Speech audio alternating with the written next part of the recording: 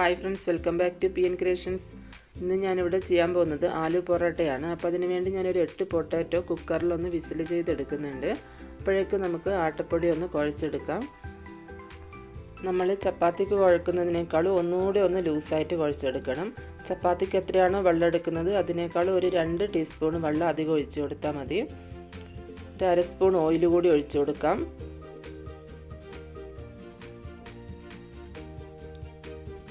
നല്ല സോഫ്റ്റായി വന്നിട്ടുണ്ട്. ഇനി നമുക്കതൊരു തുണി വെച്ച് ഒന്ന് കവർ ചെയ്ത് കൊടുക്കാം.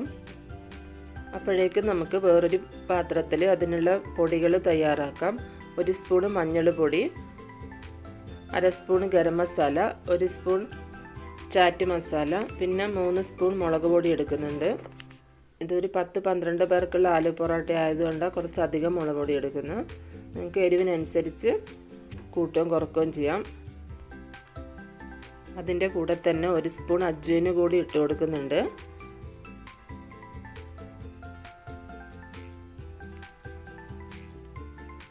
ഇതിൻ്റെ സ്മെല്ല് ഇഷ്ടമില്ലാത്തവർക്ക് ഇത് സ്കിപ്പ് ചെയ്യാം. ഇതൊന്ന് മിക്സ് ചെയ്ത് അവിടെ മാറ്റി വെക്കാം. നമുക്ക് നമ്മൾ പൊട്ടാറ്റോ ആയിട്ടുണ്ടോ നോക്കാം.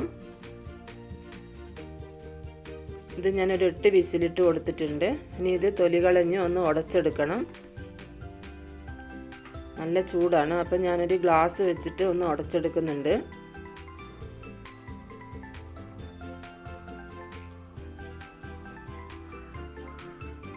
ഇനി നമുക്ക് അതിനുള്ള മസാല റെഡിയാക്കാം.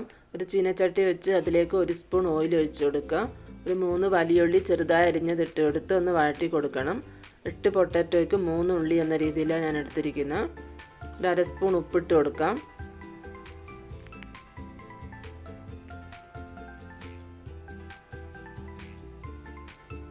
കുറച്ച് ഇഞ്ചി ഇട്ട് കൊടുക്കാം. അതിൻ്റെ കൂടെ തന്നെ കുറച്ച് പച്ചമുളക് കൂടി ഇട്ട് കൊടുക്കണം. ഒന്ന് വഴറ്റിയതിന് ശേഷം നമ്മൾ നേരത്തെ റെഡിയാക്കി വെച്ച പൊടി കൂടി ഇതിലേക്ക് ചേർത്ത് കൊടുക്കാം. ഇതിൻ്റെ പച്ചമണം മാറുന്നവരെ ഒന്ന് വഴറ്റിയെടുക്കുക. അതിനുശേഷം നമ്മൾ ഉടച്ചു വെച്ച പൊട്ടാറ്റോ കൂടി ഇതിലേക്ക് ചേർത്ത് കൊടുക്കുക. പൊട്ടാറ്റോ നന്നായി ഉടച്ചെടുക്കണം. അല്ലാന്നുണ്ടെങ്കിൽ നമ്മൾ ചപ്പാത്തി പരത്തിയെടുക്കുമ്പോൾ അത് മസാല പുറത്തോട്ട് വരും. കുറച്ച് വെള്ളം ഒഴിച്ച് കൊടുക്കാം. ചൂടുവെള്ളമാണെങ്കിൽ നല്ലത്. ഇത് നന്നായി ഒന്ന് മിക്സ് ചെയ്ത് കൊടുക്കുക. മസാല പൊട്ടറ്റോയിൽ പിടിക്കേണ്ട രീതിയിൽ നന്നായി മിക്സ് ചെയ്ത് കൊടുക്കുക. കുറച്ചുകൂടി ഉപ്പിട്ട് കൊടുക്കുക. നമ്മൾ നേരത്തെ ഉള്ളിക്ക് കണക്കായിട്ടുള്ള ഉപ്പ് മാത്രമേ ഇട്ട് കൊടുത്തിട്ടുള്ളൂ.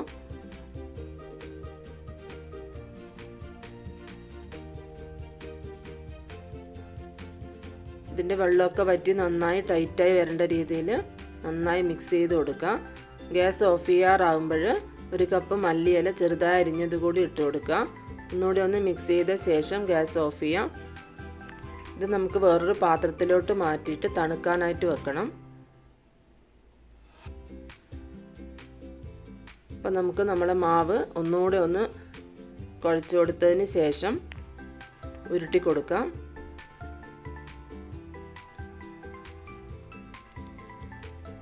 മീഡിയം വലിപ്പത്തിൽ, ഈ ഒരു വലിപ്പത്തിൽ ഉരുട്ടി കൊടുത്താൽ മതി. അപ്പോൾ എല്ലാം ഇതുപോലെ ഉരുട്ടിയെടുത്തിട്ടുണ്ട്. ഇനി നമുക്ക് നമ്മളെ പൊട്ടാറ്റോ കൂടി അതേ ഒരു വലിപ്പത്തിൽ ഉരുട്ടിയെടുത്ത് വെക്കാം. ഇങ്ങനെ ഉരുട്ടി വെച്ചില്ലെങ്കിലും കുഴപ്പമില്ല. നമ്മൾ ഫില്ല് ചെയ്യുന്ന സമയത്ത് സ്പൂൺ കൊണ്ട് ഇട്ട് കൊടുത്താലും മതി.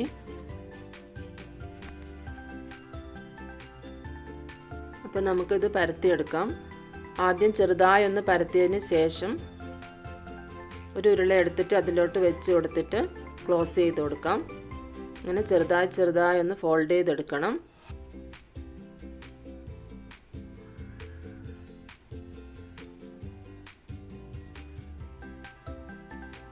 ഒന്നുകൂടെ ഒന്ന് ഉരുട്ടി കൊടുത്തതിന് ശേഷം ബാക്കിയുള്ളതും കൂടി നമുക്ക് ഇതുപോലെ ചെയ്തെടുക്കാം.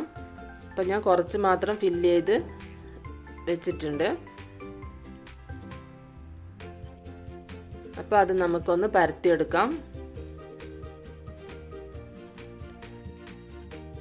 ക്ലോസ് ചെയ്ത ഭാഗം അടിഭാഗം വരേണ്ട രീതിയിൽ വെച്ച് പരത്തി കൊടുക്കാം. മെല്ലെ മെല്ലെ പരത്തിയെടുക്കണം, അല്ലാന്നുണ്ടെങ്കിൽ അതിൻ്റെ മസാല എല്ലാം പുറത്തോട്ട് വരും.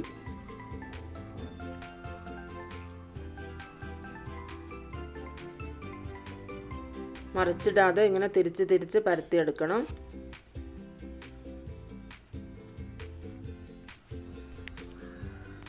അധികം തിന്നായിട്ട് പരത്തിയെടുക്കണ്ട, ഒരുവിധം തിക്കിൽ പരത്തിയെടുത്താൽ മതി.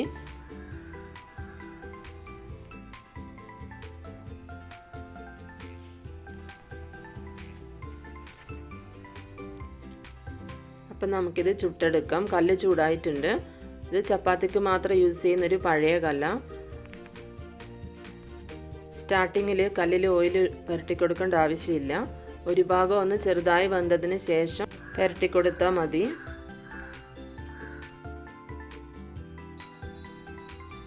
ഒരു ഭാഗം വെന്ത് വന്നിട്ടുണ്ട്. ഇനി ഞാൻ നെയ്യ് പുരട്ടി കൊടുക്കുന്നുണ്ട്. നമുക്ക് നെയ്യോ ബട്ടറോ ഓയിലോ എന്ത് വേണേലും യൂസ് ചെയ്യാം.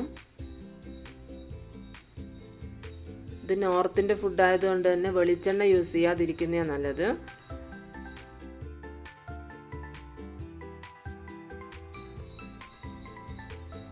അപ്പം നമുക്ക് ഇതുപോലെ എല്ലാം ഒന്ന് ചുട്ടെടുക്കാം. അപ്പം നമ്മൾ ആലു പൊറോട്ട റെഡി ആയിട്ടുണ്ട്. നിങ്ങൾക്ക് എൻ്റെ വീഡിയോ ഇഷ്ടമായെങ്കിൽ ലൈക്ക് ചെയ്യണം, ഷെയർ ചെയ്യണം, സബ്സ്ക്രൈബ് ചെയ്യണം. അപ്പോൾ നമുക്ക് അടുത്ത വീഡിയോ ആയിട്ട് വീണ്ടും കാണാം.